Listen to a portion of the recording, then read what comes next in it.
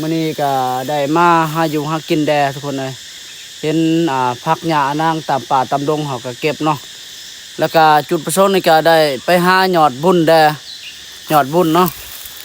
หาตัดหยอดบุญแดทุกคนเลยโอ้หยอดนี่ดอกนี่ตัดอ่อนนี่เด้เดี๋ยวเฮาสิตัดหยอดบุญแดน่าจะประมาณนี้แหละหยอดบุญนี่อันนี้มันคมหน่อยนึงเนาะคมบ่หลายนี่บอกเลยว่าไว้ทางบ้านเฮาเนี่ยโคตรหลายเลยพี่น้องเอ้ยนี่โอ้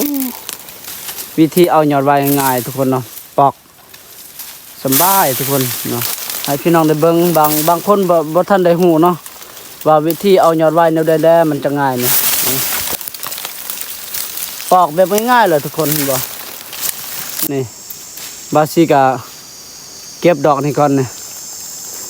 โคตรหลายเลยทุกคนอาหารอยู่ป่านี่บ่เอิดบ่อยากนี่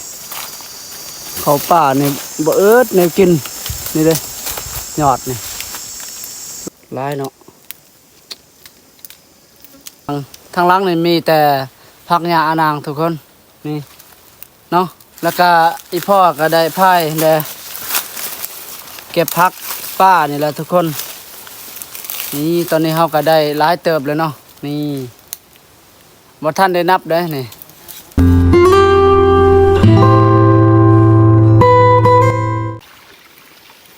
สบายดีพี่น้องเบิดสู่ขู่สู่คนก็สำหรับมื้อนี้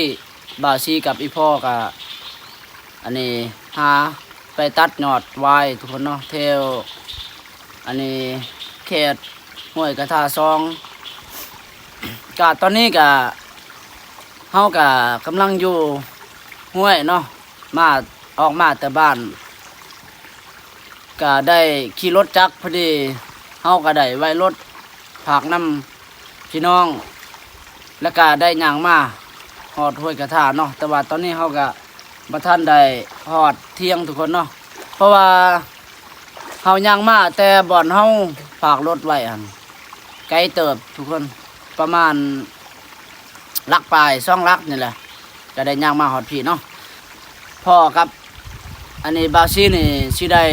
ไปหาตัดยอดไว้เทวเขตป่าเทวดงนี่แหละก็สิได้บุป่าบุดงอีกเทื่อเนาะมีแต่ว่าติดตามรับชมเบิ่งนำกันทุกคนเนาะไปทุกคนตอนนี้ก็เฮาก็มาฮอดบอนอันนี้ได้อันนี้ตัดยอดไว้หรือว่าสิอันนี้ตอนนี้กำลังปอกอยู่เนาะนี่วิธีเอายอดไว้ง่ายทุกคนเนาะปอกสบายทุกคนเนาะนี่บาซี่นี่เห็นบ่นี่ทุกคนเห็นบ่นี่ตัดยอดไว้นี่แหละทุกคนเลยเนาะโอ้ยาวอันนี้นี่แต่ว่าอันนี้เนาะเส้นน้อยๆเนาะนี่เด้2 เส้นแล้วก็นี่ทุกคนเห็นบ่เป็นชุ่มเลยฮะน่ะพูดดิปาโตลายยอดไว้ทุกคนตัดยอดไว้มากับอีพ่อมื้อนี้2 คนเฮามาเด้ตอนนี้เฮากำลังปอกอยู่นี่บาซีก็ได้ก็ได้1 เส้นแล้วก็อีพ่อก็ได้1 เส้นเนาะตอนนี้เฮากำลังปอกอยู่ทุกคนเนาะนะเดี๋ยวสิเบิ่งหม้อเนาะสิได้อัปเดตเนาะให้พี่น้องได้เบิ่งบางคนบ่ทันได้ฮู้เนาะว่าวิธีเอายอดไว้แนวใดๆมันจะง่ายนี่ปอกแบบง่ายๆเลยทุกคนเห็นบ่ง่ายที่สุดเดี๋ยว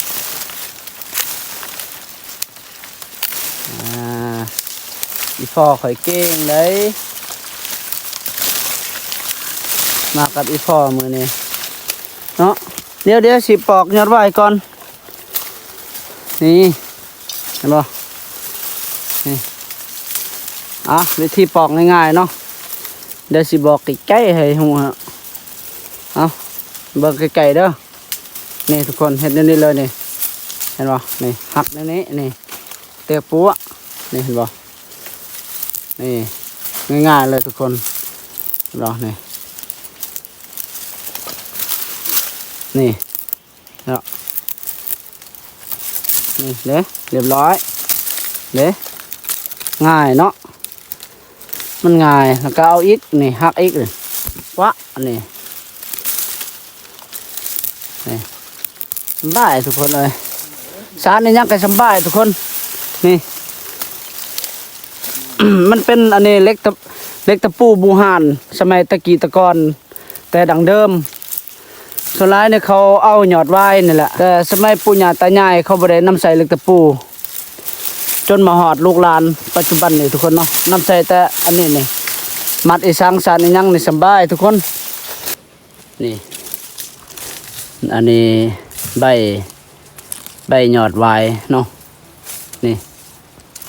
มันเป็นเล็กตะปูบูหานเนาะนี่สมัยปู่ย่าตายายเฮาก็เคยนำใส่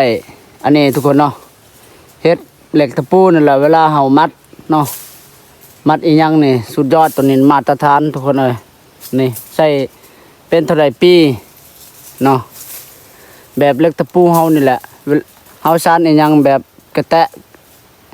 ทุกสิ่งทุกอย่างนะเวลาเฮาสานจำเป็นคนลาวเฮาเนาะเคยนำใส่อันนี้ทุกคนเนาะนี่อันนี้มันเป็นหยอดวายเนาะบางคนก็บ่เคยฮู้เนาะว่าใบหยอดวายมันเป็นแนวใดเนาะวายมันเป็นแนวใดเนาะกะบาซี่กะถ่ายให้พี่น้องนะครับได้เบิ่งเนาะนี่นะครับได้ชมเนาะก็คือน่ะจะประมาณนี้นี่แหละเนาะเฮาเอาโตมันแก่ทุกคนบ่แม่นว่าสิเอาอันนี้หยอดอ่อนๆบ่เอาเด้อเอาแต่หยอดแก่ๆนี่หยอดแก่คือใบมันแห้งเหี่ยวจังซี่นี่เอาได้นี่เด้เนาะโอ้นี่มาเพาะนี่เข้าป่าเข้าดงนี่ก็ได้มาเพาะนี่ดอกอีหยังเนาะนี่ลืมแล้วเด้ภาษาลาวเขาเอิ้นว่าดอกอีหยังเด้นี่ทุกคนเลยนี่ใบมันจะเป็นนี่เนาะแบบนี้ใบหั่นนะหรือว่ายอดเนาะมันเป็นแนวนี้อันนี้มันเป็นดอกนี่เห็นบ่นั่นโอ้หลายเลยเคยกินอยู่บาซี่เคยกินอยู่แต่ว่าลืมเนาะภาษาลาวเขาเอิ้นว่ายอดยังนี่ทุกคนหรือว่าดอกยังแดนี่เนาะใครที่อันนี้เห็นคลิปนี้ก็บอกแดเนาะภาษาลาวนี่บาซี่ก็จักบ่ถ้วนเนาะ จักบ่ครบ โอ้ยนี่เด้ทุกคนเลยเด้บ่เดี๋ยวสิเอาให้เบิ่งเนาะนี่ดอกนี่เห็นบ่โอ้ยภาษาเราเฮาเนี่ยจักโยนี่เขาเอิ้นว่าอันนี้นี่งั้นเบอปรึงอันนี้นี่มันเป็นดอกปรึงเนาะนี่เด้ปรึงทุกคนเอาเด็ดเอาบ่แม่นเด็ดแนวนั้นเด็ดเบิดเลยติโอ้ยพอมักเด็ดแนวนั้นเนาะโอ้มันสบายเห็นว่าแต่ว่าเฮานี่ เฮานี่อยากเด็ดแนวนี้มันสบายเนาะเด็ดบาทเดียวเลยนี่มาพอยอดวายแล้วนี่เห็นบ่อู้ยอดใหญ่เลยเด้นี่เดี๋ยวบาสิเอาเนาะโอ้เข้าป่าเขาดงเบิดแนวกินทุกคนเอ้ยนี่มันเป็นป่าดิบเบิดเถอะนี่เข้ามาอยู่นี่อากาศก็เย็นสดชื่นโอ้ยอดวายกระลายเห็นนี่บาสิกะเก็บดอกนี่ก่อนนี่โคตรหลายเลยทุกคนอาหารอยู่ป่านี่บ่เอิดบ่อยากนี่เข้าป่านี่บ่เอิดแนวกินนี่เด้ยอดนี่ลายเลยเนาะเดี๋ยวสีเก็บเนาะอันนี้เก็บมาเฮ็ดอาหารเนาะนี่ บอกอันนี้เด้อซื้อนี่บาซี่กับบะจักได้นี่แม่นดอกยังนี่เนาะทุกคนเอ้ยภาษาลาวนี่บ่าวซีนี่บ่จักเนาะนี่เห็นบ่ดอกแนวนี้นี่นะนี่ยอดกกมันเป็นแนวนี้กกนี่นะนี่ทุกคนเห็นบ่เด้นี่ นี่โอ้ลายไปใช่โอ้ได้ลายพอสมควรเนาะตอนนี้เราตัดอันนี้ยอดไว้นี่ได้ลายเลยกำลังพูละ10 เซนทุกคนหาอันนี้เก็บดอกนี่แหละนี่เมื่อเฮ็ดเก่งใส่ปลาแห้งใส่ปูแห้งแสบทุกคนเลย ก็คือช่วงฤดูแล้งเนี่ยมันเป็นอันนี้เดี๋ยวนี้มันเป็นดอกเบิดเนาะบ่คือช่วงฤดูฝนนะเรากินทั้งใบยอดมันนะแซ่บทุกคนเลยออมใส่หยังกระแซ่บนี่เฮ็ดเก่งหยังกระแซ่บเป็นตาสะอ่อนเนี่ยโอ้มันจะอ่อนงามขนาดไปไปนี่ทุกคนตอนนี้เราก็ตัดยอดไว้ได้ผู้หนึ่ง10 เซนแล้วเนาะซุ่มเดียวได้ทุกคนนี่ซุ่มเดียวแต่ว่ากกหันกาอันนี้ก็หลายเติบเนาะแต่ว่าเขาไล่เป็นซุ่มเลยซุ่มเดียวเขาได้20 เซนนะผู้ละ10 เซนทุกคนเนาะก็จะได้ออกไปหาบอนไม้นี่มันมีอันนี้เป็นจุดคือกันนี่ยอดอันนี้นี่ยอดไว้นี่มันมีเป็นจุดคือกันทุกคนเนาะถ้าหากว่าจุดบอนได้มันมีเป็นอันนี้เป็นจุ่มนี่ก็หลายพอสมควรเนาะแต่ว่าจุดบอนเขาเอานี่มีแต่เส้นน้อยๆนะเส้นใหญ่บ่หลายเนาะไปมีแต่ว่าสิไปต่อนี่มื้อนี้ก็ได้มาหาอยู่หากินแดทุกคนเลยเห็นผักหญ้านางตามป่าตามดงเขาก็เก็บเนาะแล้วก็จุดประสงค์นี่ก็ได้ไปหายอดบุญแดยอดบุญเนาะหาตัดยอดบุญแดทุกคนเลยผู้ว่าสิมีหรือบ่นะแถวเขตนี้นี่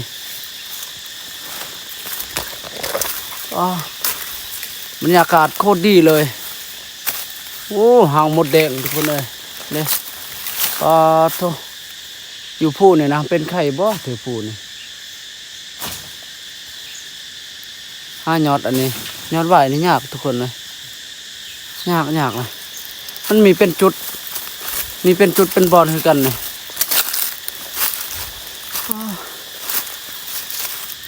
โอ้ยอดบุญนี่ยอดบุญเนาะเหมือนแบบเขาเอิ้นว่าแบบยอดวายนี่แหละเนาะแบบยอดวายคือกันนี่ยอดบุญยอดเซยเนื้อคือกันแต่ว่ารสชาติต่างกันเลยเนาะนี่แม่นน้ำขาวๆนี่คือจังซี่นี่มันเป็นอันนี้เขาเอิ้นว่ายอดบุญ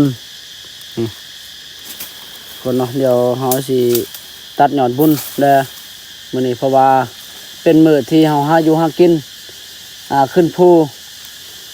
หาอาหารป่าทุกคนเลยเก็บผักหญ้านางนี่แหละเนาะเดี๋ยวสิตัดให้เบิ่งนี่เรียบร้อยยอดนี่น้อยเนาะยอดใหญ่บ่ทันได้เพาะแต่ยอดน้อยนะยอดบุญทุกคนยอดบุญยอดวายยอดเซยคือกันแต่ว่ารสชาตินี่ต่างกันเนาะน่าจะประมาณนี้แหละยอดบุญนี่อันนี้มันคมหน่อยนึงเนาะคมบ่หลายนี่พอได้กินโอ้ยอดนี่ดอกนี่ตาสะอ่อนนี่เด้อยู่เทิงหยังค่อยโอ้นี่เด้มานี่โอ้โคตรหลายเลยอาหารบ้านนาอาหารธรรมศาสตร์ทุกคนนี่เก่งใส่ปลาแห้งใส่กระปูใส่กบใส่เขียดเนาะแซ่บเอา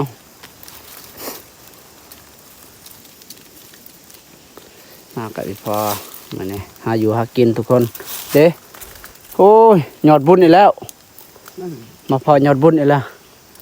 ไปตัดยอดบุญเด้อมื้อนี้นี่เลาะหาอยู่หากินหมดมื้อแล้วมื้อนี้นี่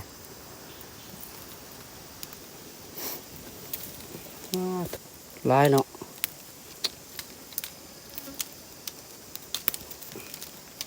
พวกเดียวนี่ดอกลายขนาดนี่ดอกนี่มันอยากแก่นี่แต่ว่ากินได้เด้มันอ่อนอยู่โอ้ค่อยได้โอ้พอเป็นห่วงมันสิเหีย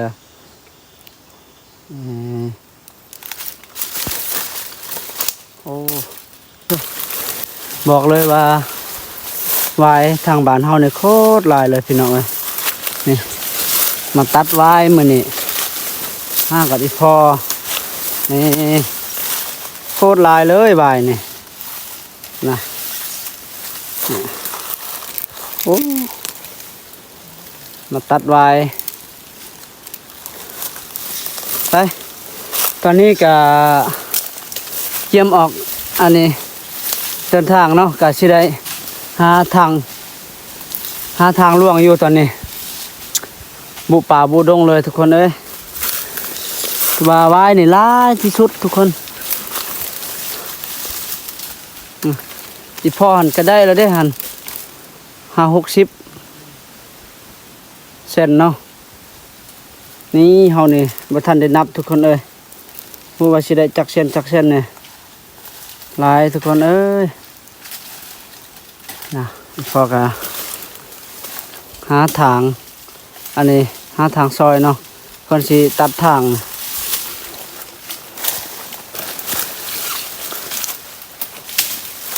ตอนนี้ก็ได้ลายเติบแล้วทุกคนเนาะแล้วก็ทางหลังนี่มีแต่ผักหญ้าอานางทุกคนนี่เนาะแล้วก็อีพ่อก็ได้พายได้เก็บผักป้านี่แหละทุกคนนี่ตอนนี้เฮาก็ได้หลายเติบเลยเนาะนี่บ่ทันได้นับได้นี่ไปทุกคนเนาะตอนนี้ก็กำลังสอกหานี่ทางออกอยู่เพราะว่าเฮานี่ก็ยังอยู่ในป่าทุกคนสอกหาทางออกอยู่นี่โอ้ วายนี่โคตรลายเลยทุกคนเอ้ยตัด บ่ไว้ลายโพดโอ้หาทางออกอยู่ทุกคนได้พักหญ้านางเด้อมื้อนี้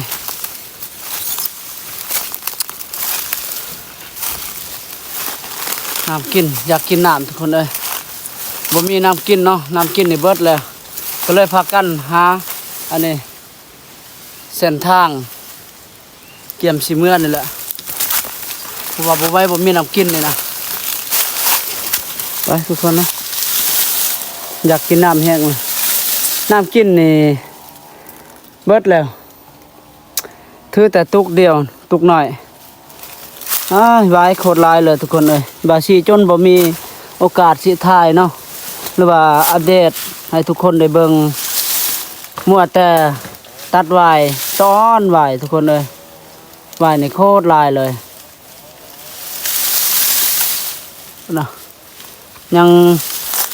25อันนี้ทางออกอยู่25ทางออกอยู่ทุกคน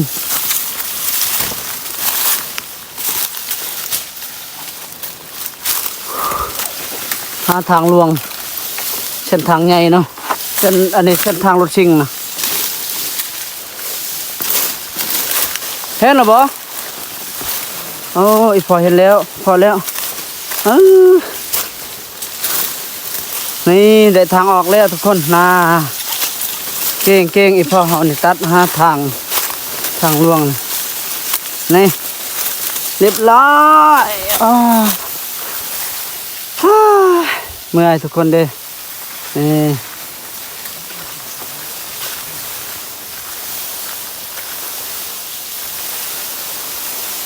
โคตรลายเลยวายหอนโทษทุกคนนี่หลังจากเขาก็ไว้เนาะนี่ก็ลายเติบทุกคนเลยเห็นบ่เนาะเกมออกเดินทางกับซีเมื่อเลยโชวายในโคตรลายเลยทุกคนเลยเสียดายเขาบ่มีน้ำกินก็เลยเผาเมื่อนี้ แล้วก็มามื้อนี้ก็หาตัดไว้แล้วก็หาเก็บผักเนาะตามป่าตามดงทุกคนเลยเพราะอันนี้มีของกินอยู่ป่าอยู่ดงนี่อาหารธรรมชาติโคตรหลายเลยทุกคนเลยเนาะไปโดยก็สำหรับคลิปนี้เนาะบาซี่ก็ได้อัปเดตให้พี่ให้น้องนะครับได้ชมวิถีชีวิตการเป็นอยู่หาอยู่หากิน